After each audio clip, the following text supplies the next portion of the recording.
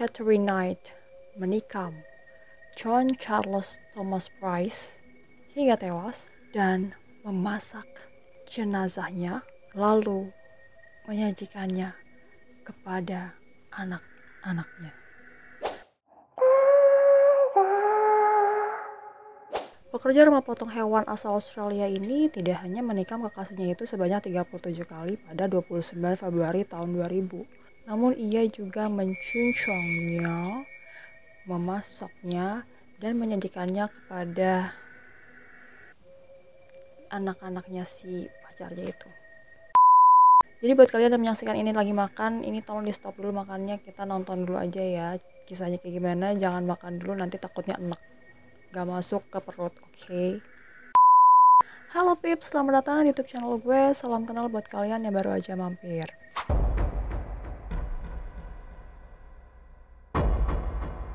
Lahir pada 24 Oktober 1955 di Tenterfield, Australia, Catherine Mary Knight atau dikenal sebagai Catherine Knight ini merupakan anak dari perselingkuhan yang memalukan antara ibunya, Barbara Rohan, dengan ayahnya, yakni Ken Knight.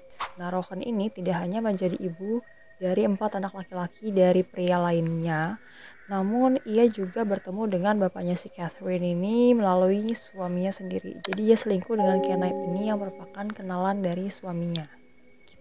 Nah, ketika pertemuan rahasia mereka itu terungkap, hal itu sempat mengguncang kota kecil mereka yang konservatif di Tenterfield itu.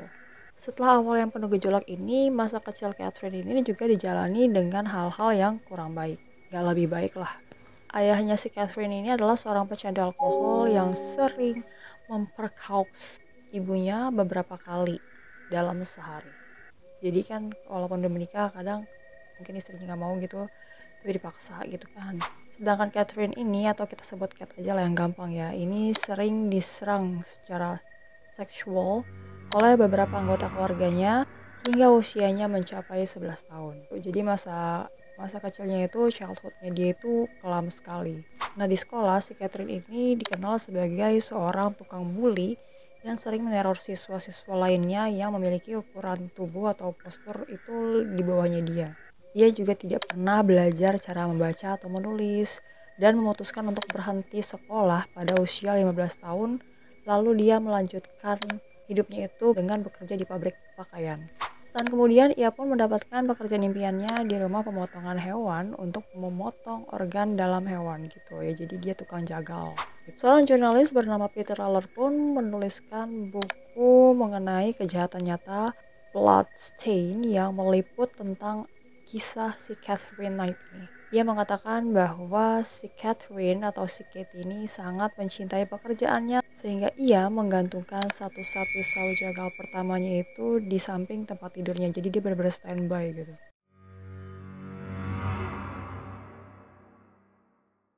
Saat bekerja di toko daging, Kate pun akhirnya bertemu dengan David Collett yang kurang lebih mirip lah ya.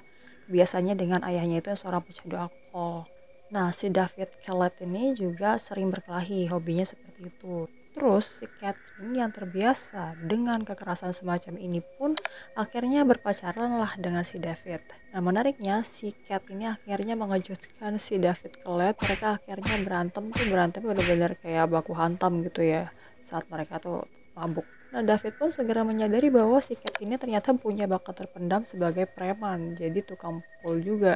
Wanita itu ternyata mampu melakukan hal yang lebih dari sekedar tinju, yang mampu meninggalkan luka bukan dari sekedar luka kecil aja. Si David ini kaget lah ya, karena si Cat ini akhirnya bisa tinju-tinjuan sama dia yang gak cuma ninggalin luka kecil aja. Oke, akhirnya si David pas berantem sama si Cat ini kalah dong, kalah badan gitu lah, pokoknya kalah lah dalam perkelahian bersama si Cat ini. Hingga akhirnya pada 1974 si Catherine pun meminta David untuk menikahinya. Namun melihat perilaku Catherine yang kurang baik dan sering mabuk berat, ibunda si David pun memperingatkan anaknya itu bahwa karakter si Catherine bukan karakter perempuan baik-baik dan dianggap sangat ya gak bagus lah.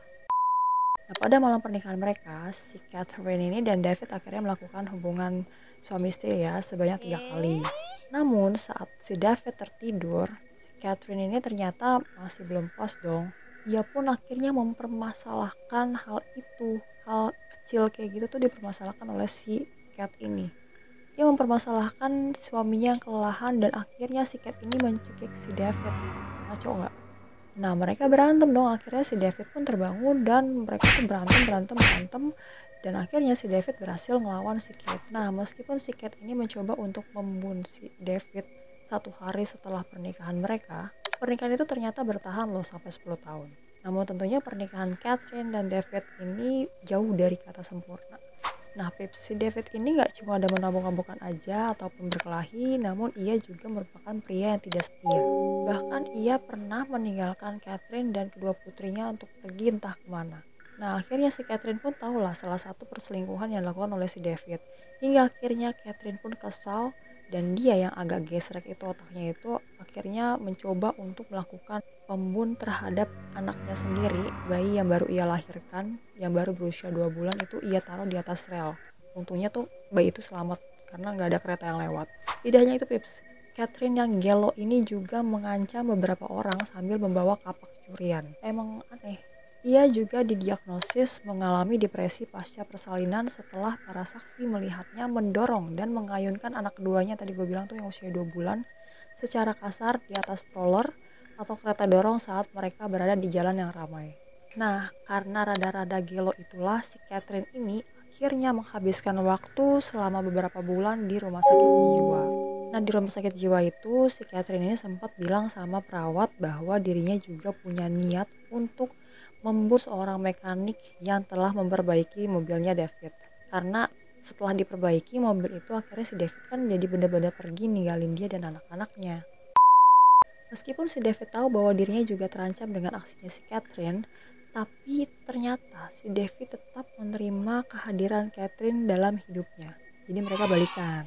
Namun reuni mereka itu tidak berlangsung lama karena setelah Catherine pulang dari rumah sakit jiwa itu setelah dirawat beberapa bulan, si David ini akhirnya meninggalkannya.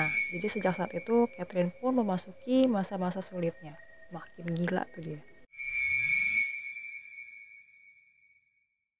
Pada 1986 setelah Catherine ditinggal pergi oleh si David setelah mereka berpisah, Catherine pun akhirnya lanjut lagi dengan romansa baru bersama penambang lokal bernama David Saunders. Jadi namanya David lagi ya, cuma kali ini kita panggil namanya Saunders saja. Nah, si Saunders ini setelah beberapa bulan memadu kasih, menjalin kasih dengan si Catherine, akhirnya Saunders memutuskan untuk pindah dan tinggal bersama Catherine dan dua putrinya Catherine. Berarti demikian, si Saunders ini tetap bolak-balik ke apartemennya juga. Nah, karena si Saunders ini suka bolak-balik ke apartemennya itu, si Catherine yang posesif ini tuh akhirnya penasaran, dia curiga gitu kan, jangan-jangan si Saunders ini ngapa-ngapain di luaran gitu. Namun sama seperti hubungan sebelumnya, lagi-lagi hubungannya itu secara cepat berubah menjadi beracun dan penuh dengan kekerasan. Ada satu momen mengerikan yang ditunjukkan oleh Catherine. Ia berani leher anak anjing Dingo milik Saunders yang baru berusia 2 bulan di depan kekasihnya itu. Itu hanya untuk menunjukkan apa yang mampu dilakukannya. Jadi benar-benar nekat ya ini. Namun melihat aksi Catherine yang ngeri-ngeri sedap itu, si Saunders tetap betah lah ya. Mereka tetap bersama hingga akhirnya memiliki seorang putri pada setahun kemudian. Namun lagi dan lagi, Saunders akhirnya meninggalkan Catherine setelah si Catherine ini melahirkan. Jadi gak lama dia melahirkan, ditinggalin lah si Catherine sama si Saunders. Itu kenapa? Karena si Catherine ini mencoba untuk membunuh si Saunders menggunakan gunting. Nah, kisah cinta ibu-ibu gelo ini pun terus berlanjut. Tenang aja Pips, ini dia laku banget kayaknya ya. Ini lanjut lagi nih kisah cintanya ya. Mengakhiri kisahnya dengan si David Saunders ini, Catherine pun kemudian bertemu dengan seorang pria kembali bernama John Chillingworth. Mereka pun tinggal bersama selama 3 tahun dan akhirnya memiliki seorang anak bernama Eric. Nah, si Eric ini putra pertamanya si Chillingworth bersama si Catherine ya. Karena anak-anak sebelumnya kan cewek semua. Meskipun tidak ada insiden kekerasan yang mewarnai kisah cintanya si Chillingworth dan Catherine ini, Mereka pun akhirnya berakhir kisah cintanya setelah si Chillingworth mengetahui bahwa Catherine itu berselingkuh dengan seorang pria bernama John Charles Thomas Price. Si John Charles Thomas Price ini bakal kita bahas nanti. Lagi-lagi namanya samaan tuh ya. Mantan-mantannya si Catherine ini ada yang namanya David Collett, David Saunders, terus John Chillingworth, sekarang John Thomas Price. Nah, tapi John yang terakhir ini John yang berakhir menjadi makanan. Ya,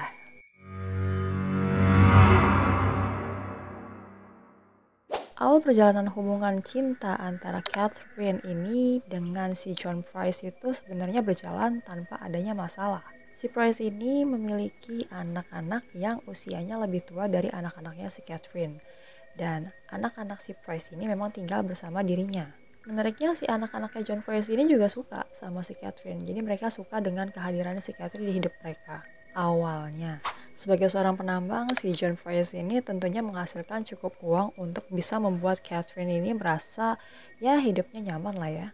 Mereka pun akhirnya memutuskan untuk pindah bersama, tinggal bersama pada tahun 1995 dan semuanya itu berjalan lancar-lancar aja. Namun saat Catherine mengajak menikah, John Price pun menolak. Nah dari sinilah si Catherine akhirnya berubah menjadi kasar. Jadi si John Price ini intinya nggak mau nikah gitu loh. Jadi hubungan mereka ya udah gini-gini aja, udah pacaran aja, jalanin aja. Tapi dia nggak ada komitmen untuk ya gue nggak pengen nikah gitu loh kata si John, maksudnya gitu. Sedangkan si Catherine pengen banget nikah. Namun kan dengan penolakan John Price itu akhirnya si Catherine ini mencoba untuk membuat John Price ini dipecat. Ia membuat seolah-olah si John Price ini menggelapkan barang-barang dari perusahaan agar si laki-laki ini dipecat. Nah si John Price yang akhirnya tahu kelakuan si Catherine coba fitnah dia biar dia dipecat, akhirnya mengusir si Catherine dari rumah mereka gitu ya, rumah yang akhirnya mereka tinggal bersama itu. Namun beberapa bulan kemudian mereka mulai bertemu lagi. Menariknya, meskipun mereka bertemu lagi, menjalin komunikasi lagi, tapi si John Price ini tidak mengizinkan Catherine kembali tinggal bersama dia. Jadi dia nggak mau si Catherine ini tinggal di rumahnya lagi. Menurut teman-teman dan tetangga mereka itu, mulai detik itu kekerasan yang dilakukan oleh Catherine pun kian meningkat. Jadi si Catherine ini kian nekat. Pada Februari 2000, pertengkaran antara John Price dan juga Catherine Knight ini berujung pada upaya penuh dada John yang dilakukan oleh Catherine. Akhirnya saat itu, detik itu, John pun memperingatkan Catherine untuk tidak mendekati anak-anaknya lagi. Ini untuk menjaga agar anak-anaknya tetap aman karena ia sudah merasa terancam. Namun menjelang akhir Februari, John Price pun semakin cemas. Ia takut akan keselamatan anak-anaknya. Akhirnya ia ngomong lah, ia cerita ke temannya itu, ke teman kantornya, bahwa jika ia hilang itu karena Catherine yang membunuhnya. Kali ini John Price merasa benar-benar terancam.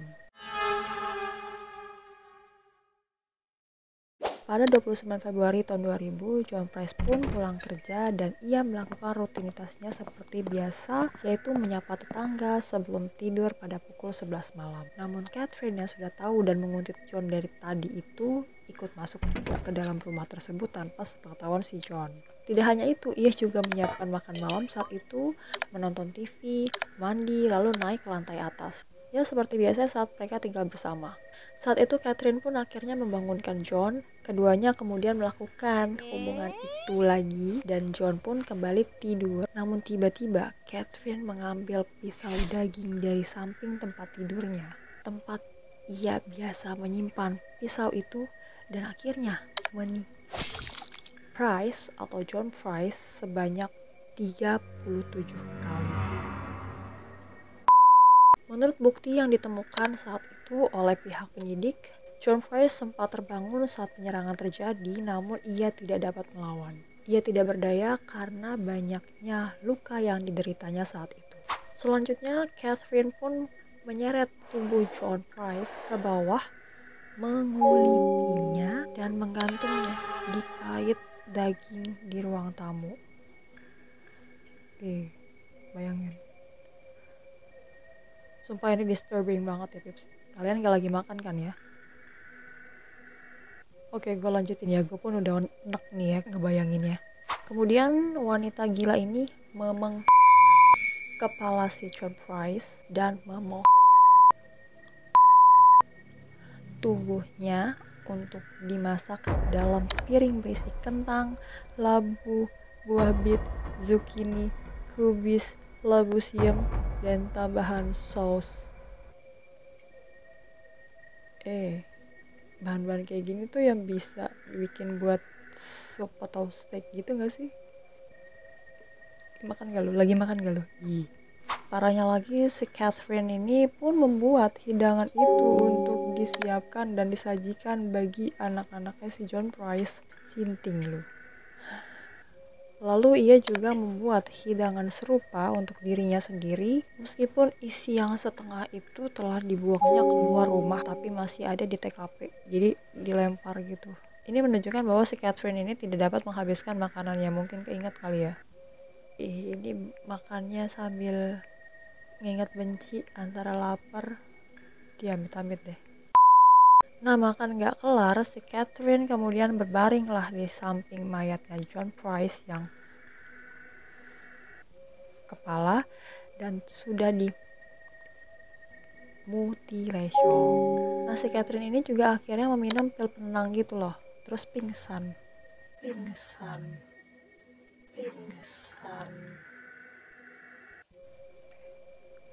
deh. Sementara itu, keesokan harinya, rekan kerja John Price pun penasaran kok temennya ini nggak nongol-nongol di kantor. Padahal udah jam-jam shift-shiftan gitu lah, jam-jam tukeran kerja. Ia pun akhirnya teringat dengan pesan John Price yang mengatakan bahwa jika dirinya tidak ada kabar, maka ia telah oleh si Catherine. Nah, khawatir itu terjadi, temannya ini akhirnya menelpon polisi. Dia teleponlah polisi, terus dia lapor. Nah, setelah atas laporan itu, polisi pun akhirnya berangkat ke rumah John Price, dan setibanya di sana, mereka menemukan pemandangan yang sangat mengerikan. Mereka pun akhirnya langsung menahan si Catherine yang lagi teler. Ya memang si Catherine saat itu pingsan ya. Tadi gue bilang kan dia minum pil banyak tuh, terus dia pingsan. Mungkin belum sadar-sadar juga, jadi ditemuin lah, pas banget, tangkap tangan lah si Catherine. Nah, saat si Catherine ini terbangun, ia mengaku tidak ingat tentang peristiwa yang terjadi pada malam sebelumnya. Jadi benar-benar kalau kata kita dia alibi, wah saya tidak ingat apa-apa Pak Polisi. Sedangkan polisi lainnya yang berada di dapur menemukan John mendidih dalam panci berisi sayuran yang berada di atas kompor. Lalu yang mengerikannya lagi, di atas meja itu mereka menemukan 2 piring penuh berisi daging yang sudah matang. Masing-masing diberi label dengan nama anaknya John. Kan tadi gue bilang mau dihidangkan untuk mereka. Bergidik ngeri, akhirnya polisi pun menyadari bahwa Catherine telah berencana untuk menyajikan potongan daging John kepada anak-anaknya. Meskipun Catherine mengklaim bahwa ia tidak ingat malam ketika John Price meninggal, ia secara cepat didakwa atas kasus penghilangan nyawa tersebut. Pada Oktober 2001, persidangan pun dimulai, namun itu tidak berlangsung lama. Saat itu ia memang mengaku tidak bersalah, namun dirinya tetap dijatuhi vonis seumur hidup. Jadi dia dipenjara seumur hidupnya. Hakim pun memberikan catatan di dokumennya bahwa Catherine ini tidak akan pernah dibebaskan. Untuk pertama kalinya dalam sejarah, seorang wanita di Australia dijatuhi hukuman seumur hidup tanpa adanya pembebasan bersyarat. Hingga hari ini, Catherine pun tetap mempertahankan rasa ketidakbersalahannya dan menolak untuk menerima hukuman atas tindakannya itu. Si Catherine ini pernah mengajukan banding atas hukumannya dan langsung ditolak. Saat ini ia masih menjalani hukuman seumur hidup di Pusat Pemasyarakatan Wanita Silverwater, Australia.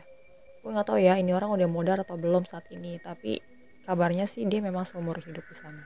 Gimana Pips? Masih semangat makan daging? Udah nggak usah makan daging dulu. Besok aja makan dagingnya setelah nonton video ini. Oke?